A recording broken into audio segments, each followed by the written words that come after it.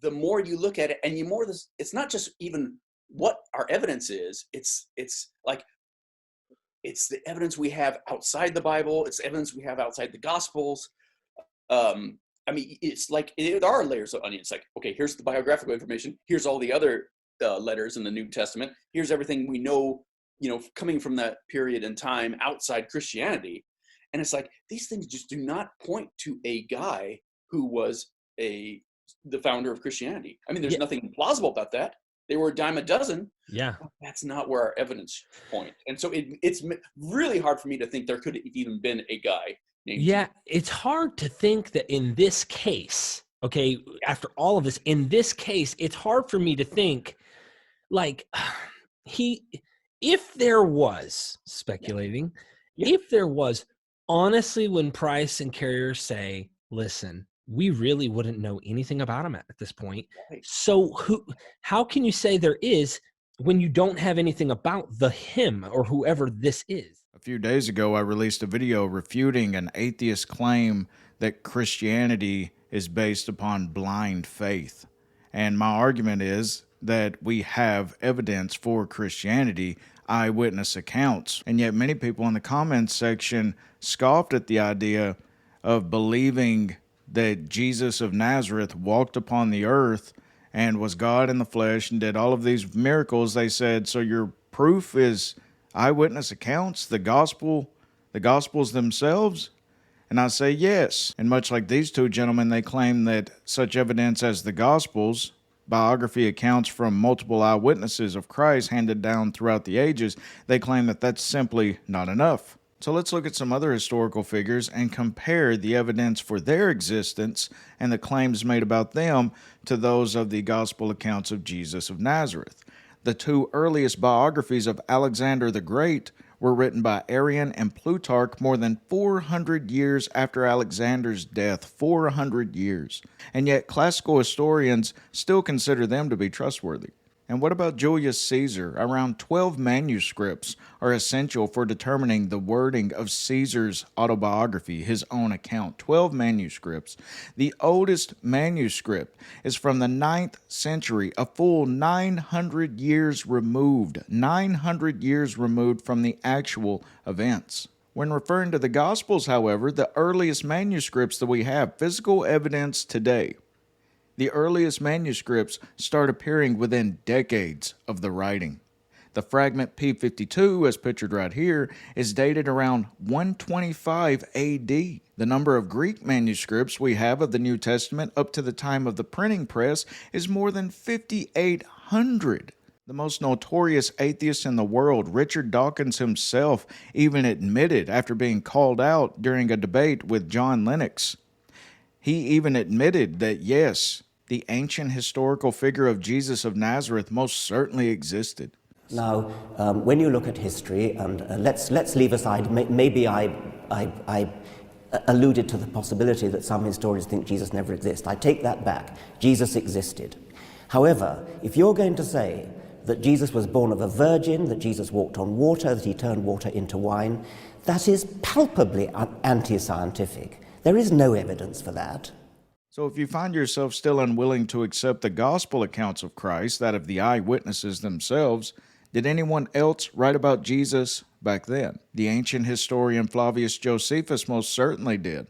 Right here's the actual quote from Antiquities of the Jews, and I quote, "About this time there lived Jesus, a wise man, if indeed one ought to call him a man.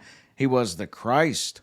And when upon the accusation of the principal men among us, Pilate had condemned him to a cross, those who had first come to love him did not cease. He appeared to them, spending a third day restored to life. For the prophets of God had foretold these things and 1,000 other marvels about him. And the tribe of the Christians, so called after him, has still to this day not disappeared." Not only did Flavius Josephus write about Jesus, but he also wrote about his brother James. And I quote, "Festus was now dead, and Albinus was but upon the road, so he assembled the Sanhedrin of judges and brought before them the brother of Jesus, who was called Christ, whose name was James." Pliny the Younger is another valuable historical source for information on Jesus and the early church. Pliny was the governor of the Roman province of Bithynia located in Asia Minor in the year 112 AD, he wrote to the Emperor Trajan asking how he should deal with those in his region who have been accused of being Christians. In the letter, they were in the habit of meeting on a certain fixed day before it was light, when they sang in alternate verses a hymn to Christ as to a god. And there's also the account by the Roman historian and senator Tacitus referring to Christ, his execution by Pontius Pilate, and the existence of the early Christians in Rome in his final work, the Annals. The relevant passage reads, "Called Christians by the populace, Christus, from whom the name had its origin, suffered the extreme penalty during the reign of Tiberius at the hands of one of our procurators, Pontius Pilate." Scholars generally consider Tacitus' reference to the execution of Jesus by Pontius Pilate to be both authentic and of historical value as an independent Roman source about early Christianity that is in unison with other historical records. William Portier has stated that the consistency in the references by Tacitus, Josephus, and the letters to Emperor Trajan by Pliny the Younger reaffirm the validity of all three accounts. My friends, any of you in whom deny that there was an actual Jesus of Nazareth 2,000 years ago that did walk in the land of Israel back then, any of you that deny that, you are in a very small minority that even the most notorious atheist would disagree with. But then you say, well, what about physical evidence from back then? Well, what do you want? Do you want the water that Jesus walked upon? Do you want the food that he passed out of the miracles? It is simply impossible to provide you with any physical evidence of Jesus or his miracles right before you. We do have evidence of Pontius Pilate. The Pilate stone is a damaged block of carved limestone with a partially intact inscription attributed to and mentioning Pontius Pilate, a prefect of the Roman province of Judea from AD 26 to 36. The translation from Latin to English for the inscription reads, "To the divine Augusti this Tiberium, Pontius Pilate, prefect of Judea, has dedicated this." We also have the possibly earliest cave inscription mentioning Jesus. So there's an area that's located to the southwest of Jerusalem and about 5 miles east of Lachish. In this area is an archaeological site called Beit Loya. And within the ruins themselves and in the surrounding hills are many, many caves. And it's in one of these caves that has a fig tree growing out of it. You actually have to climb through the leaves of this fig tree to get down into the cave, where you can see on the side of this limestone wall this huge Greek inscription.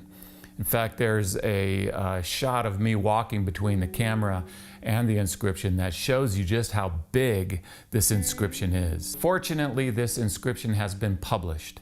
It starts with a simple cross, a very early version of the cross, followed by 2 Greek words, all of them in uppercase Greek letters.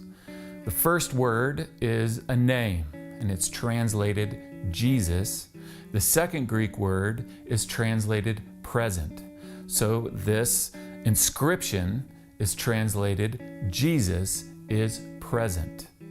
There's another cross, a fancier cross, underneath the inscription that is believed to have been added later. The inscription dates to the end of the 2nd century AD, or maybe into the beginning of the 3rd century AD. So we're talking about the late 100s to early 200s AD. Very early inscription. It is at the very least one of the earliest inscriptions mentioning Jesus, possibly the oldest inscription mentioning Jesus. So now, why is this inscription underground in a cave? Because it dates to the time period when there was intense persecution by the Romans against Christians. So the church often met literally underground. But even if one of the tombs found today was actually the tomb of Christ, even if one of them truly is the tomb of Christ that he resurrected from, even if it was written over it by an angel or something, that this is the tomb that Jesus rose from the dead from and all of this, even if that was written on it, skeptics would always come out with something and say, no, that was just a forgery. There are plenty of sufficient reasons for you all to believe that a man named Jesus of Nazareth lived 2,000 years ago. And much like many of you in my 20s, I didn't believe any of the Bible. I didn't believe even the Old Testament. I didn't believe any of it. I thought it was all fairy tales and Jesus never existed. But you can solidly believe that Jesus of Nazareth did most certainly exist. Paul the Apostle, he lived back during the time of Christ, and he knew beyond any shadow of a doubt that Jesus of Nazareth existed. He just didn't believe that he was the Son of God. He thought that he was a fraud. Now, this may be where many of you find yourselves now. Except different from all of you, not only was Paul an unbeliever, but he was known as Saul of Tarsus, the worst persecutor of the church. He so vehemently denied that Jesus was the Son of God that he persecuted the church more than anyone else. But Saul of Tarsus, once again, the worst enemy of the church, right after Christ's death, burial, and resurrection, the worst enemy of the church, Saul of Tarsus, one day saw the very same Jesus of Nazareth in his glorified state, so bright and brilliant that it blinded him for 3 days, and he became the biggest advocate for the church, the apostle sent by Christ unto the Gentile world, and even lost his life over the business. All of them did. Why would they do such a thing unless they were absolutely certain that the miracles claimed within the Gospels, that we find within the Gospels, unless they knew for a fact that this very same Jesus of Nazareth is truly the Son of God? So I'm asking you all to not only believe the Gospel accounts claims that there was in fact a Jesus of Nazareth, as even other historians from back then did admit and wrote about. Not only believe that part of the Gospels, but also believe in the miracles, also believe that he died, was buried, and after 3 days resurrected, and is now seated at the right hand of the Father. I'm asking you all to also believe the Gospels as a whole.